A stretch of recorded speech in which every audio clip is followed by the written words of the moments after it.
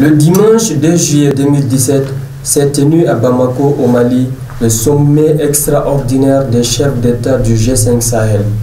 L'objectif de ce sommet du G5 Sahel, qui regroupe 5 États sahéliens, à savoir le Mali, le Burkina Faso, le Niger, le Tchad et la Mauritanie, était la création d'une force conjointe composée de 5000 hommes pour la lutte contre le terrorisme dans le Sahel. Et de vous voir ici aujourd'hui, Monsieur le Président, à nos côtés, nous réchauffe singulièrement le cœur, croyez-le. Monsieur le Président, à peine venu, on m'a prévenu, on m'a dit le mot de bienvenue, mais 2 minutes, Monsieur le Président. Je ne voudrais donc pas abuser de mon Yous Outendi et Aboutendi. Chers amis, merci. Monsieur le Président Keïta, cher Ibrahim, merci pour ces mots d'accueil et ces propos amicaux. Messieurs les Présidents, Mesdames, Messieurs les Ministres, Mesdames, Messieurs les Ambassadeurs, Messieurs les Officiers Généraux, Monsieur le Représentant spécial des Nations Unies, Mesdames, Messieurs. Après les mots de bienvenue de l'hôte du sommet, Son Excellence Ibrahim Boubacar Keïta, président en exercice du G5 Sahel, et l'intervention de l'invité d'honneur de la rencontre, M. Emmanuel Macron, le président de la République française, le président Ibrahim Boubacar Keïta a annoncé son discours d'ouverture officielle du sommet. Je déclare très sérieusement, je déclare ouvert le sommet extraordinaire du G5 Sahel ce matin à Bamako, à Koulouba. Merci. À la suite duquel s'en est suivi un huis clos entre les chefs d'État. À la fin du huis clos, la conférence de presse animée par l'hôte du sommet Ibrahim Boubacar Keïta et son invité d'honneur Emmanuel Macron.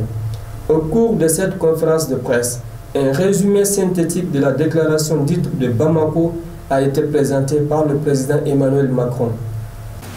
Le travail qui a été conduit ce matin et qui a permis donc d'aboutir à la déclaration qui maintenant est issue de ce G5 Sahel acte la mise en œuvre et la décision opérationnelle de créer cette force conjointe du G5 Sahel. Il y a aujourd'hui beaucoup d'opérations qui se font entre les différentes forces armées, en lien direct avec Barkhane ou avec la MINUSMA, mais pour la première fois, suite aux résolutions votées aux Nations Unies, il y a l'organisation d'une vraie force qui va, sur plusieurs théâtres d'opération, pouvoir se déployer sur donc, ces fuseaux multiples et acter qu'il y a bien un défi incombable.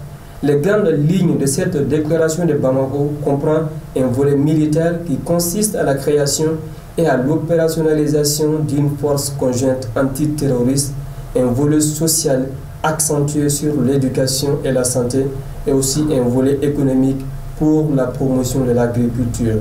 La question qui a le plus attiré l'attention est celle du financement de la force conjointe. À ce sujet, écoutons le président Ibrahim Boubacar Keïta.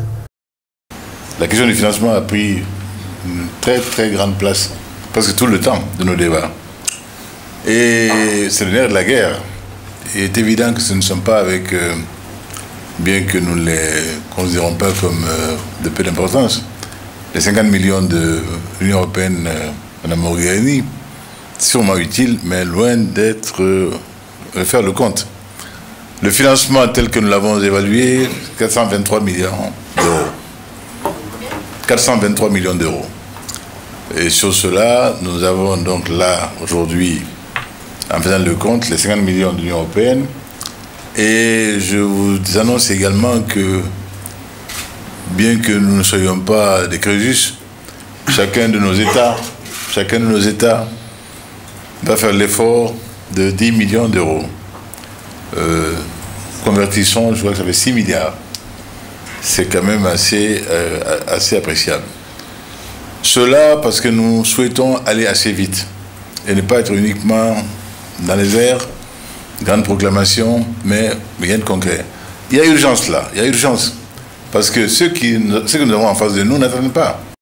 Pour finir, il faut signaler que la création de cette force conjointe, selon Emmanuel Macron, ne signifie pas la fin de l'opération Barkhane, mais tout au contraire, elle vise à confier la sécurité du Sahel aux Sahéliens eux-mêmes.